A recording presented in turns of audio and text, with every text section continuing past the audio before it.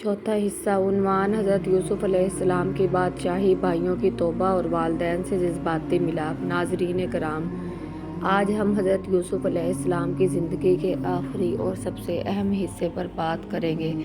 ایک ایسا باب جہاں صبر، معافی اور وفا اور اللہ کا وعدہ پورا ہوتا نظر آتا ہے۔ چلیے سنتے ہیں حضرت یوسف علیہ السلام کی زندگی کی یہ ایمان افروز آخری داستان۔ یوسف علیہ السلام کا مصر کا وزیر بننا۔ جب حضرت یوسف علیہ السلام نے بادشاہ کے خواب کی تعبیر دی اور پھر قحط کے 7 سالوں کی مکمل منصوبہ بندی بیان کی تو بادشاہ ان سے بے حد متاثر ہوا۔ بادشاہ نے فرمایا، اے یوسف، تمہیں ہم زمین میں اختیار دیتے ہیں، جہاں چاہو رہو اور جس کام پر لگو انصاف کے ساتھ لگو۔ یوسف علیہ السلام نے فرمایا، مجھے خزانے کی نگرانی دے دیجیے، بے شک میں امانت دار اور علم رکھنے والا ہوں۔ یوں حضرت یوسف علیہ السلام مصر کے خزانے اور غلہ کے نگران اعلیٰ مقرر ہوئے۔ اللہ نے ان کو حکمت، اقتدار اور عزت عطا فرمائی۔ بھائیوں کی پہلی آمد۔ جب قحط پڑا تو کنعان، یعقوب علیہ السلام کا وطن میں بھی بھوک پھیل گئی۔ حضرت یعقوب علیہ السلام نے اپنے بیٹوں سے فرمایا، مصر جاؤ اور وہاں سے غلہ لاؤ تاکہ ہم بھوک سے نہ مریں۔ بھائی مصر آئے لیکن وہ یوسف علیہ السلام کو پہچان نہ سکے۔ حضرت یوسف علیہ السلام نے ان کو پہچان لیا لیکن ظاہر نہ کیا۔ یوسف علیہ السلام نے ان سے پوچھا، تم کہاں سے آئے ہو؟ انہوں نے کہا، ہم کنعان سے آئے ہیں۔ ہم 11 بھائی ہیں لیکن ہمارا ایک بھائی نہیں آیا اور ایک پہلے ہی کھو چکا ہے۔ یوسف علیہ السلام نے ان کو غلہ دیا اور ساتھ کہا، اگلی بار اپنا چھوٹا بھائی ساتھ لانا ورنہ کچھ نہ ملے گا،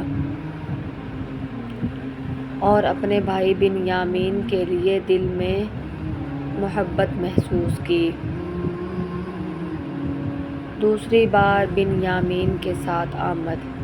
اگلی بار بھائی بنیامین کے ساتھ مصر آئے۔ حضرت یوسف علیہ السلام نے اس بار ان کی خاص مہمان نوازی کی، لیکن پھر ایک تدبیر کے تحت بنیامین کو اپنے پاس روک لیا۔ ایک اعلان ہوا، بادشاہ کا سونے کا چمچ غائب ہے۔ تلاش ہوئی تو وہ بنیامین کے سامان سے نکلا۔ یہ حضرت یوسف علیہ السلام کی طرف سے ایک حکمت تھی۔ بھائیوں نے کہا، کیسے ہو سکتا ہے؟ وہ چور نہیں ہو سکتا۔ لیکن فیصلہ ہو چکا تھا۔ وہ بہت افسردہ ہو کر واپس لوٹے۔ حضرت یعقوب علیہ السلام کا صبر اور آنکھوں کی بینائی جانا۔ جب حضرت یعقوب علیہ السلام کو معلوم ہوا کہ بنیامین بھی نہیں آیا تو ان کے صبر کی انتہا ہو گئی، مگر انہوں نے پھر بھی اللہ سے امید نہ چھوڑی۔ انہوں نے فرمایا، فَصَبْرٌ جَمِیلٌ، اللہ ہی سے امید ہے۔ ان کے غم کی شدت سے ان کی بینائی چلی گئی۔ تیسری بار بھائیوں کی واپسی اور یوسف کا اظہار۔ اب کے بھائی مصر آئے اور حضرت یوسف علیہ السلام کے سامنے عاجزی سے گرے۔ انہوں نے کہا، ہم پر رحم کیجیے، ہمارے والد غم سے اندھے ہو چکے ہیں۔ تب حضرت یوسف علیہ السلام نے فرمایا، کیا تمہیں یاد ہے جب تم نے یوسف کو چھوڑ دیا تھا؟ میں ہی یوسف ہوں اور یہ میرا بھائی بنیامین ہے۔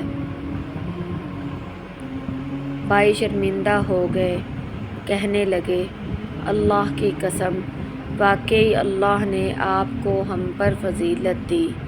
ہم ہی خطا کار تھے۔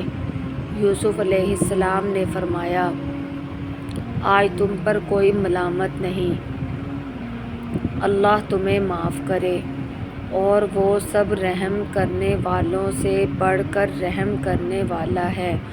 حضرت یعقوب علیہ السلام کی بینائی واپس آنا۔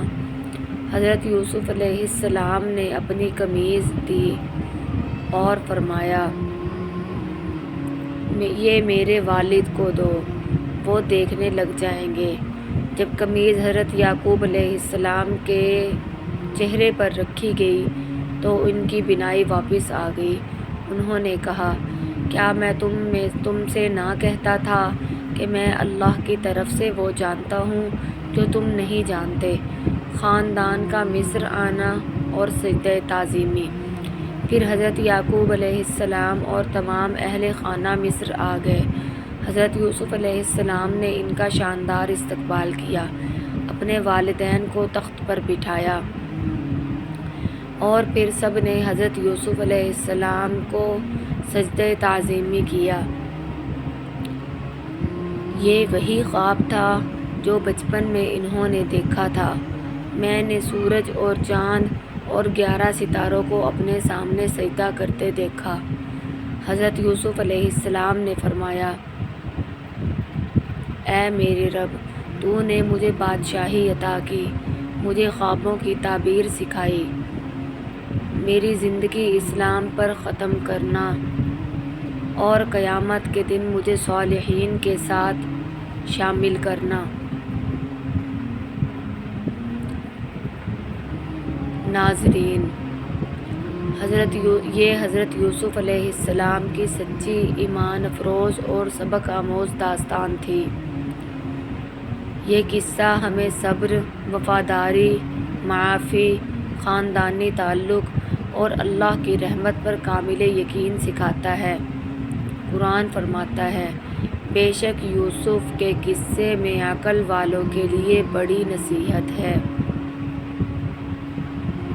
السلام علیکم ورحمۃ اللہ وبرکاتہ۔